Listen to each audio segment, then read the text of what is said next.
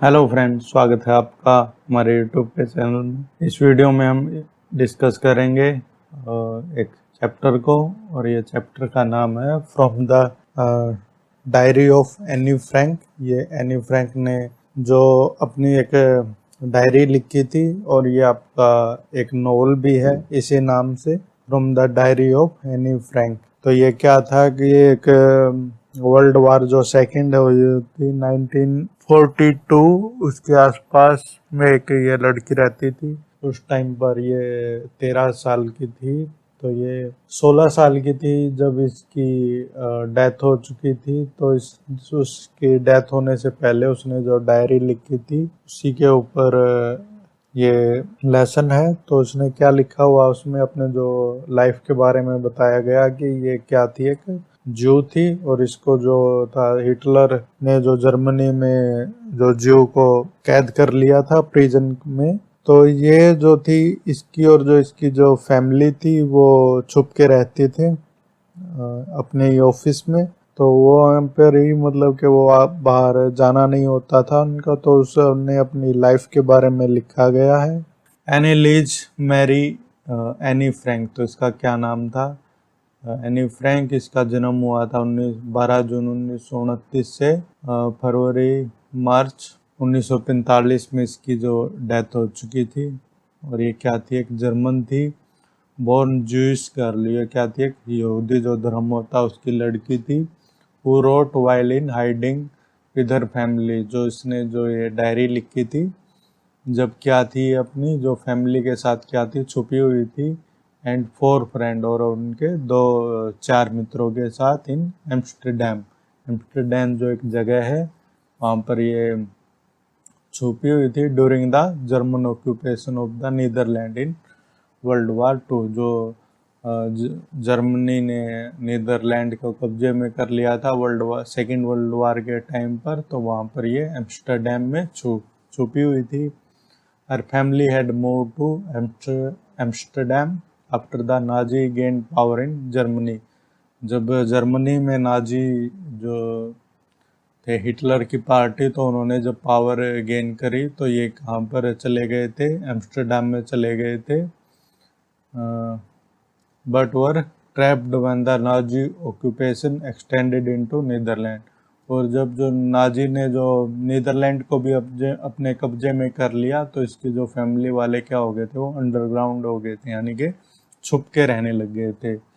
As per as per persecution against the Jewish population increased, the family went into hiding in July 1942 in hidden room in her father Otto Frank office building। जो उसका जो father है उसका क्या नाम है, auto Frank है, उसी की ऑफिस की एक बिल्डिंग में ये क्या थे, 1942 में ये छुप के रहने लग गए थे। आफ्टर 2 ईयर इन हाइडिंग, 2 साल में हाइडिंग के बाद, द ग्रुप वाज बिट्रेड, जो जो ग्रुप था उनको बिट्रेड यानी कि धोखा दिया गया था उसको। एंड ट्रांसपोर्टेड, और उसको कहाँ पर ले जाया गया था? Concentration camp system where Anne died of typhus in Bergen Belsen within days of her sister Margot Frank. तो इसमें बताया गया कि जो एनी फ्रैंक थी, उनको उनके जो 2 साल वहाँ रहने के बाद उनको क्या दे दिया गया था, उनके जो ग्रुप को बिट्रे यानी कि धोखा दे दिया गया था। और उनको कहाँ ट्रांसपोर्ट किया गया था? बर्गिन बेल्सन नाम की एक जगह है, वहाँ पर ट्रांसपोर्ट किया गया था। और वहीं पर उसकी जो टाइफस की जो बीमारी है उसके कारण उसकी जो मौत हुई थी। और उसी के कुछ ही दिनों बाद जो उसकी सिस्टर थी मार्गेट फ्रैंक, उसकी भी डेथ हो चुकी थी। और her father Otto, the only survivor of the group, return to Amsterdam after the war ended. जब लड़ाई ख़त्म हुई तो उसका जो फादर था अकेला, वही उसने ही सरवाइव किया, ओटो, और वही एम्स्टरडैम में वापस आया लड़ाई ख़त्म होने के बाद। To find that her diary had been saved, तो पता करने के लिए कि जो उसकी जो डायरी थी वो बचा ली गई है। Convinced that it was a unique record, उसको क्या लगा कि ये बहुत ही एक अलग तरह का रिकॉर्ड है। He took action to have it published in English under the name The Diary of a Young Girl। तो उसने क्या किया, उसको पब्लिश करवा दिया, किसके टाइटल के नाम के साथ, the diary of a young girl, एक जवान लड़की की डायरी। The diary was given to Anne Frank for her 30th birthday, जो उसका 13वां बर्थडे था उस पर उसको क्या मिले थे, गिफ्ट के तौर पर ये डायरी मिली थी। And Chronicle the event of her life time, और उसने अपने जो लाइफ टाइम के जो इवेंट यानी कि घटना होती है उनको लिखा है जून 12, 1942, और एंड फाइनल एंट्री जो उसकी थी 1 अगस्त 1944 पर। It was eventually translated from its original Dutch into many languages and became one of the world's most widely read books। तो ये सबसे पहले ये किस में लिखी गई थी, डच भाषा में लिखी गई थी, बाद में उसको दुनिया की बहुत सारी भाषाओं में इसको ट्रांसलेट किया गया और यह बहुत ही पसंदीदा किताब बन गई। There have also been several films, इस पे बहुत ही फिल्म भी बनी है, टेलीविज़न भी बने हैं और थिएट्रिकल और थिएटर की भी प्रोडक्शन है। एंड इवन एन ओपरा, और इस पे क्या है, एक ओपरा जो एक सॉन्ग है वो भी बनाया गया है बेस्ड ऑन द डायरी। इसी डायरी के ऊपर ओपरा एक परफॉर्मेंस होती है। Describe as the work of a mature and insightful mind, इसको क्या बताया गया कि ये बहुत ही सुलझे समझे जो माइंड है उसने ये डायरी लिखी है। The diary provide an intimate examination of diary life under Nazi occupation, जो नाजी के जो कब्जे में जो लाइफ जो लोग जी रहे होते हैं उसका एक एक्सप्लेन किया गया उसने। और जो Anne Frank has become one of the most renowned and discussed of Holocaust event, और ये बहुत ही एक वो सबसे ज़्यादा डिस्कस करने वाली एक घटना है जो ये लिखा हुआ है एनी फ्रैंक की डायरी। तो उसको शुरुआत करते हैं। Writing in a diary is really strange experience for someone like me, तो उन्होंने बताया गया कि जो राइटिंग इन ए डायरी, जो डायरी में लिखना बहुत ही मेरे लिए क्या है कि स्ट्रेंज एक्सपीरियंस यानी कि अजीब एक्सपीरियंस है। not only because I have written anything before, not only because I have never written anything before, but also because it seemed to me that later on neither I nor anyone else will be interested in the musing of a 13-year-old school girl। तो उसने बताया गया कि not only because, यह नहीं केवल कि मैंने इससे पहले कभी कोई डायरी लिखी नहीं है, बट परंतु बिकॉज क्योंकि मुझे भी ये बाद में लगता है कि ना ही मैं और ना ही कोई और इसमें इंटरेस्ट लेगा कि 13 साल की जो एक स्कूल में जाने वाली लड़की की डायरी की कोई पढ़ेगा। Oh well it doesn't matter, ओ ठीक है इट डजंट मैटर, कोई बात नहीं। आई फील लाइक राइटिंग, मुझे ऐसा लग रहा है कि मुझे ऐसा राइट करना चाहिए। And I have an even greater need to get all kind of things out of my chest, और मुझे ऐसा लगता है कि बहुत सारी जो बात है दिल में और मुझे अपने जो दिल से बाहर रखनी चाहिए, तो मुझे इसकी एक बहुत ही ज़्यादा ज़रूरत है। Paper has more patience than people, I thought of this on one of those days when I was feeling a little depressed and was sitting at home with my chin in my hand, bored and restless, wondering whether to stay in or go out. Paper has more patience than people। उसको क्या लगा कि जो paper है, diary का जो page है, उसको क्या है, बहुत ज़्यादा उसके अंदर क्या है, पेशेंस है लोगों के अलावा, क्योंकि लोगों में क्या है कि इतना पेशेंस नहीं है। आई थॉट, मैंने सोचा, of this saying on one of this days, उसने एक दिन ऐसा सोचा बोलते हुए, वैन यानी कि जब आई वॉज फीलिंग, जो महसूस कर रही थी लिटिल डिप्रेस्ड। डिप्रेस्ड क्या होता है, उदास, वो एक फील कर रही थी और सिटिंग एट होम अपने घर में बैठी हुई थी। तो उसने चिन्ह उसकी ठोड़ी हो उसके अपने हाथों में पकड़ा हुआ था बोर्ड एंड, और वो क्या थी, बोर्ड थी, लिस्टलेस, उसके कुछ काम करने के लिए नहीं था। वंडरिंग सोच रही थी वेदर टू स्टे इन और गो आउट, सोच रही थी कि घर के अंदर रहे या फिर बाहर जाए। I finally stayed where I was brooding, अंत में वहीं पर बैठी रही। Yes paper does have more patience, हाँ पेपर में क्या के बहुत ज़्यादा पेशेंस है। And since I am not planning to let anyone else read this stuff, backed notebook gradually referred to as a diary, तो कोई प्लान नहीं कर रही कि या किसी को अपनी पर्सनल डायरी पढ़ने देगी, unless I should ever find a real friend, जब तक कि उसको कहे कि सच्चा मित्र नहीं मिलता है। It probably won't make a bit of difference, कोई ये बात it won't make a difference, कोई डिफरेंस यानी कि मतभेद पैदा नहीं करेगा। But now I am back to the point that prompted me to keep a diary in the first place. I don't have a friend. तो वह अब उस पॉइंट पर आती है जो उसको डायरी रखने की ज़रूरत पड़ी कि उसका कोई भी मित्र नहीं है। Let me put it more clearly, मुझे साफ शब्दों में बताने दो कि वह या साफ शब्दों में बताती हूँ कि since no one will believe that a 13-year-old girl is completely alone in the world, no I am not. तो वो बताती है साफ शब्दों में कि कोई भी विश्वास नहीं करेगा कि एक 13 साल की लड़की है जो पूरे दुनिया में अकेली है। नो आई एम नॉट, और वो बोल रही है कि मैं अकेली नहीं हूँ।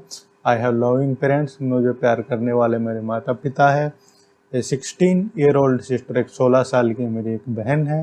And there are about 30 people I can call friend, और लगभग कितने 30 लोग ऐसे हैं जिनको क्या बुलाती है, फ्रेंड यानी कि दोस्त बुला सकती है। आई हैव फैमिली, मेरा एक परिवार है। लविंग आंट्स, जो उसकी आंटी है वो प्यार करती है। एंड ए गुड होम, और एक बहुत ही बढ़िया घर है। No on the surface I seem to have everything, जो धरातल पे यानी कि बाहरी मुझे ऐसा लगता है कि आई सीम टू हैव एवरीथिंग, कि मुझे ऐसा लगता है कि मेरे पास सब कुछ है, except my one true friend, except यानी कि अलावा माई वन ट्रू फ्रेंड, उसका क्या है कि कोई भी क्लोज फ्रेंड नहीं है। All I think about when I am with friend is having a good time, जब भी मैं अपने दोस्तों के पास रहती हूँ तो एक अच्छा समय व्यतीत करने के बारे में सोचती हूँ। I can not bring myself to talk about anything but ordinary everyday things, कि मैं हर रोज़ की जो चीज़ होती हैं, रोज़ाना साधारण चीज़, उनके बारे में बात नहीं कर सकती। We don't seem to be able to get any closer, हम कोई ऐसा नहीं लगता कि हम एक दूसरे के पास आ जाएंगे। एंड दैट्स द प्रॉब्लम, और यही क्या है, समस्या है। Maybe it's my fault, हो सकता है कि यह मेरी गलती है। That we don't confide each other, confide क्या होता है, अपने जो दिल की जो प्राइवेट बात बताना, कि यही ये it may be it's my fault, हो सकता है कि यह मेरी ही गलती है कि हम अपने जो बात नहीं बता पाते हैं। In any case that's just how things are, कि यही है भाई, यही ऐसी चीज़ है। अनफॉर्चुनेटली, दुर्भाग्यपूर्ण, there are not liable to change, और ये चेंज यानी कि चीज़ें नहीं बदलेंगी। This is why I started this diary, यही वो कारण है कि उसने क्या किया है कि डायरी स्टार्ट कर दिया है लिखना। To enhance the image of this long awaited friend in my imagination, तो अपने इन्हांस क्या होता है, बड़ा करना, इमेज क्या होता है, कोई तस्वीर, अपने जो लंबे टाइम से उसकी वेट कर रही है, अपनी जो इमेजिनेशन, अपनी जो सोच में, तो उसको बड़ा करना चाहती है। I don't want to jot down the fact in the diary the way the most people would do.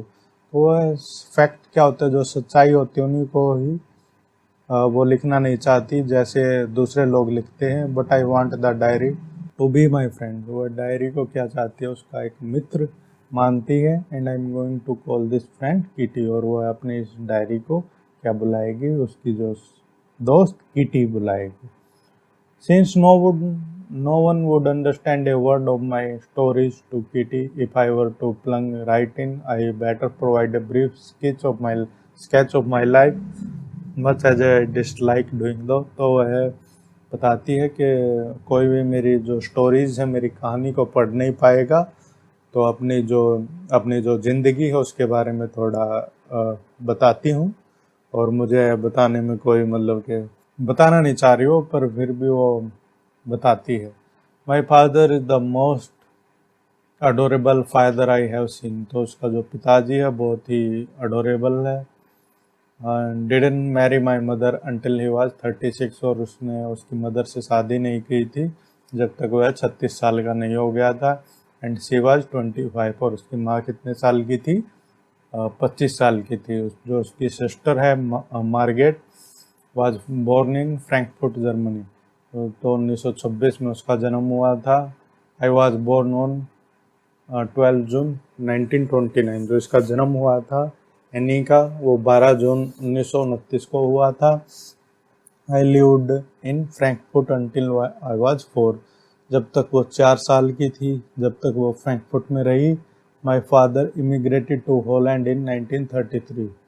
वो उसका इमिग्रेट होना, एक जगह को छोड़कर दूसरी जगह पे जाना, उसको बोलते हैं इमिग्रेट। तो वह वहाँ से छोड़कर कहाँ चला गया था? फ्रैंकफर्ट से हॉलैंड आ गया था 1933 में। My mother Edith Hollander Frank. उसकी मदर का क्या नाम है? Edith Hollander Frank. Went with him to Holland in सितंबर में कहाँ चली गई थी? वो हॉलैंड आ गई थी वो अपने पति के साथ। While Margot and I were sent to Aachen to stay with our grandmother. तो जबकि उसकी सिस्टर मार्गेट और उसे एनी को कहाँ भेज दिया गया था? आकन में। इसके साथ रहने के लिए, उनकी दादी के पास रहने के लिए। Margot went to Holland in December. तो दिसंबर में हॉलैंड आई थी Margot. And I followed in February. और उसके बाद फरवरी में एनी आ गई थी। When I plunked down on the table as a birthday present for Margot. तो उसको क्या किया था? मुझे प्रकट कर दिया गया था मार्गेट के बर्थडे वाले दिन, वो उसको बुलाया गया था एनी को। I started right away at Montessori nursery school. तो उसने कहाँ पर आते ही उसका एडमिशन करवा दिया गया था इस नर्सरी स्कूल में, मोंटेसोरी। तो I stayed there until I was 6। तो जब तक वो 6 साल की थी वहीं पर रही। At which time I started in the first form. और फिर वो पहली क्लास में हो गई थी। In the 6th form my teacher was Mrs कोप्रस।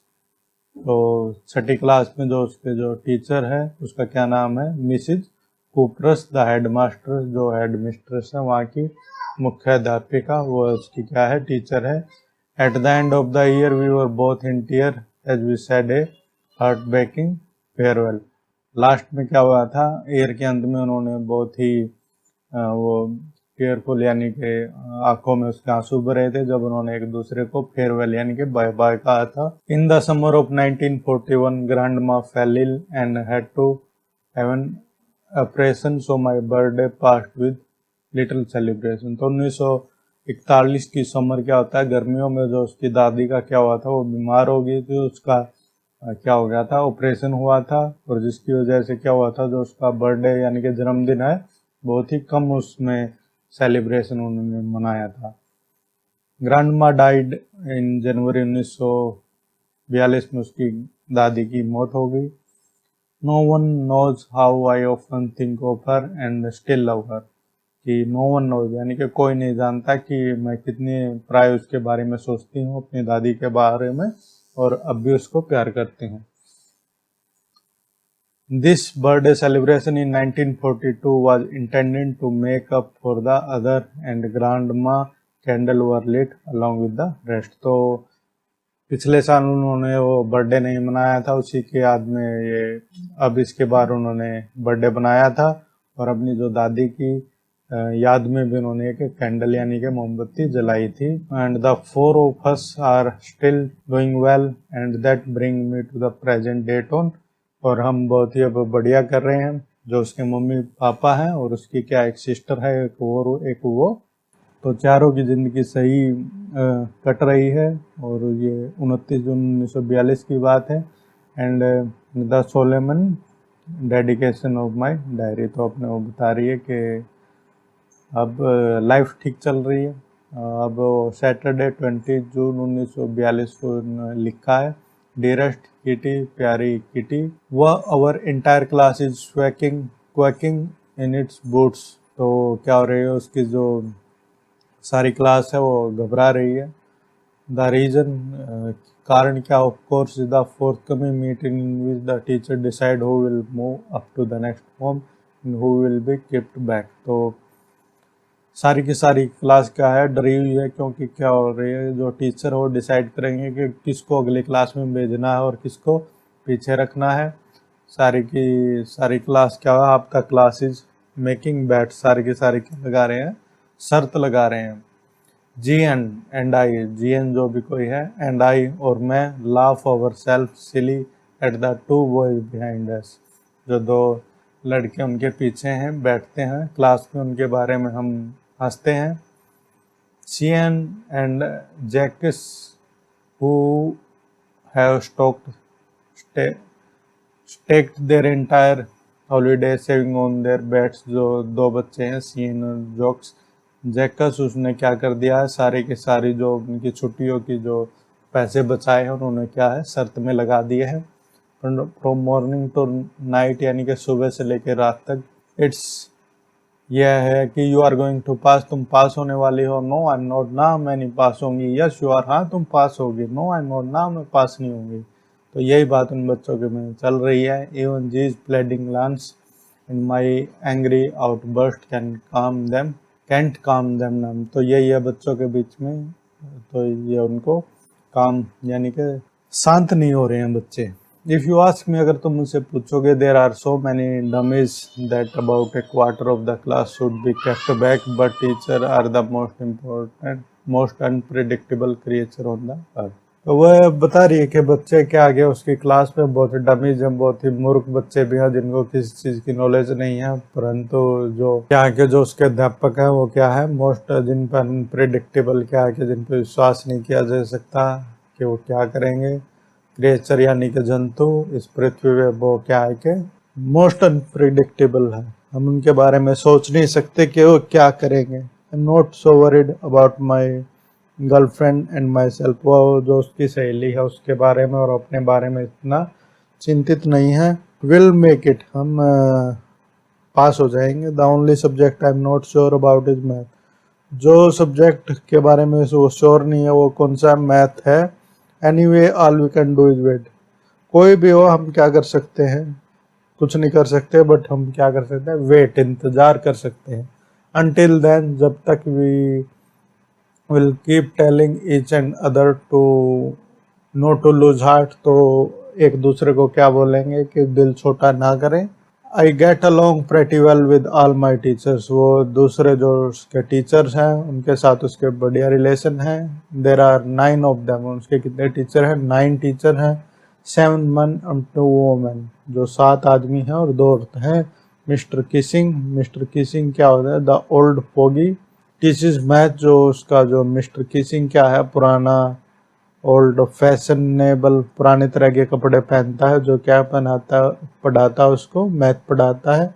Was annoyed, यानी कि तंग होना, अनोइड विद मी, जो उससे तंग हो गया था। For edges because I talk so much, वह उससे बहुत तंग है। मिस्टर किसिंग क्यों, क्योंकि वह बहुत ही ज़्यादा बात करती है। आफ्टर सेवरल वार्निंग, उसने उसको क्या दी है, बहुत सारी वार्निंग दी है। ही असाइन मी एक्स्ट्रा होमवर्क, उसने क्या दिया उसको, एक्स्ट्रा होमवर्क दे दिया। एन ऐसे ऑन द सब्जेक्ट, एक ऐसे लिखना, उसको प्रस्ताव लिखना है। सब्जेक्ट कौन सा है, चैटर बॉक्स। चैटर बॉक्स क्या होता है, जो ज़्यादा बात करते हैं। A chatterbox, what can you write about that. एक चैटर बॉक्स, उसके बारे में क्या लिख सकते हो तुम। I worry about that later I decided. तो उसने डिसाइड किया कि मैं उसके बारे में बाद में सोचूंगी। I jotted down the title in my notebook. उसने अपनी जो बुक है नोटबुक में, कॉपी में वो टाइटल लिख दिया। Tucked it in my bag and try to keep quiet, और उस बैग में डाल ली वो उसने लिख के, और वो शांत रहने की कोशिश करने लगी। दैट इवनिंग, उस शाम को क्या हुआ, after I finished the rest of my homework, अपना जो सारा का सारा होमवर्क यानी कि घर का काम करने के बाद, the note was about the ऐसे कॉट माई आई, उसने फिर क्या देखा, जो नोट लिखा हुआ था उसने क्या लिखना था, ऐसे लिखना, प्रस्ताव लिखना है। I began thinking about the subject while chewing the tip of my fountain pen, तो वो है उसके बारे में क्या सोचने लगी कि कौन सा ऐसे लिखना है, क्या करते हुए अपना जो फाउंटेन पेन था उसका, उसकी जो टिप को उसने चबाते हुए। चीविंग क्या होता है, चबाना। Anyone would ramble on and leave big spaces between the words.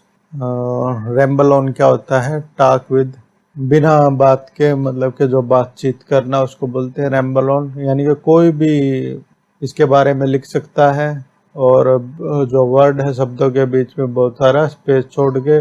But the trick was to come with a convincing argument to prove the necessity of talking, तो परंतु बात क्या थी कि वो ऐसा लिखना चाहती थी कि ताकि वो बात कर सके।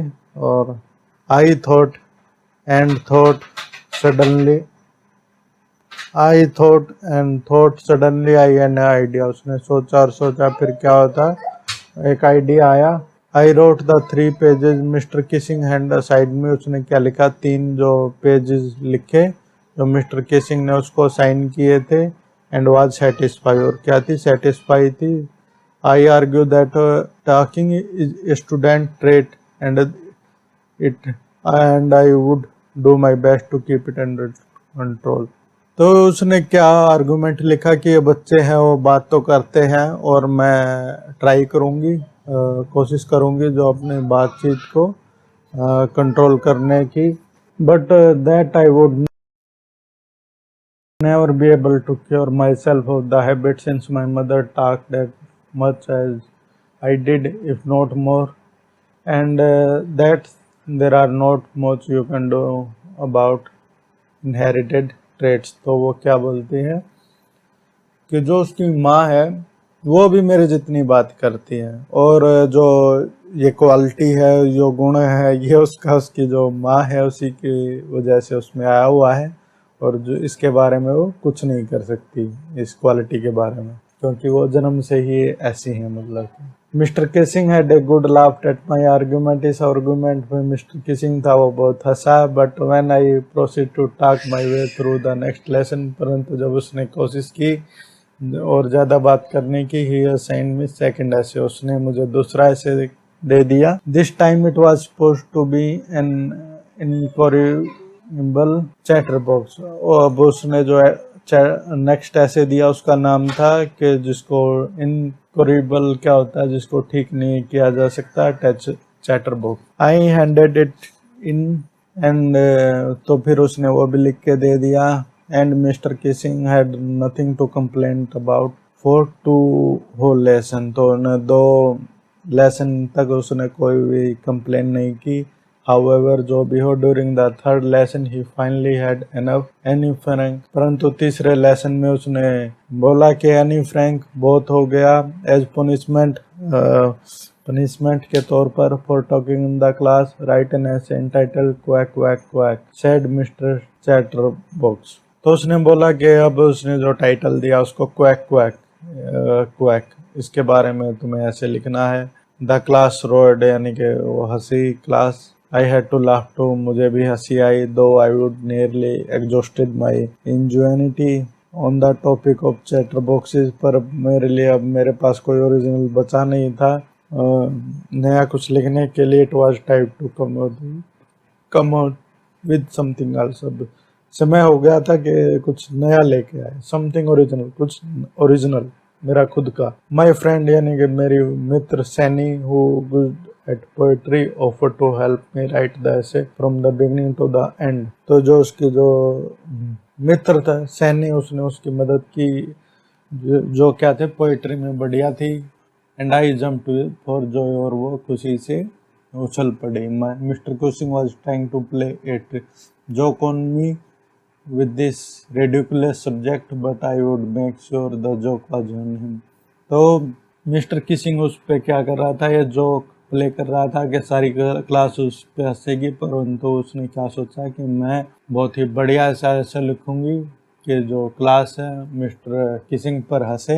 आई फिनिश्ड माई पोइम, उसने अपनी जो कविता फिनिश कर दी, एंड इट वॉज ब्यूटीफुल, और बहुत ही सुंदर थी। It was about a mother को एक माँ जो डक क्या होता है बत्तख के बारे में थी, एंड ए फादर स्वान, और एक हंस के बारे में थी, with 3 baby duckling who were bitten to death by the father, जिनको उनकी मौत कर दी गई थी, उनको मार दिया गया था उनके फादर के द्वारा, क्योंकि दे क्वैक टू मच, क्योंकि वो बहुत ज़्यादा बात करते थे। Luckily mister causing took the joke the right way, उसने बहुत ही सही तरीके से लिया इस जोक को, and he read the poem to the class, उसने पूरी क्लास को ये पोएम सुनाई, एडिंग हिज ओन कमेंट, और उसने खुद के कमेंट्स भी इसमें लिख दिए पोएम में, and to several other class as well, और उसने कई दूसरे क्लास को भी सुनाई। Since then I have been allowed to talk and have not been assigned any extra work, तो उसके बाद उसको जो बात करने की आज़ादी दे दी गई कि क्लास में तुम बात कर सकते हो। On the contrary mister Keesing always making jokes this. तो आजकल क्या कर रहा है कि जो मिस्टर किसिंग है वो हमेशा क्या कर रहा है, और जोक्स मार रहा है बच्चों पे। तो यही है उसकी जो एक डायरी से एक स्टोरी है, उसने जो लेटर अपनी डायरी में लिखा गया है एनी फ्रैंक में, तो उसी के ऊपर ये लेसन है अपना। तो आशा करता हूँ आपको बढ़िया लगा होगा। Thank you very much.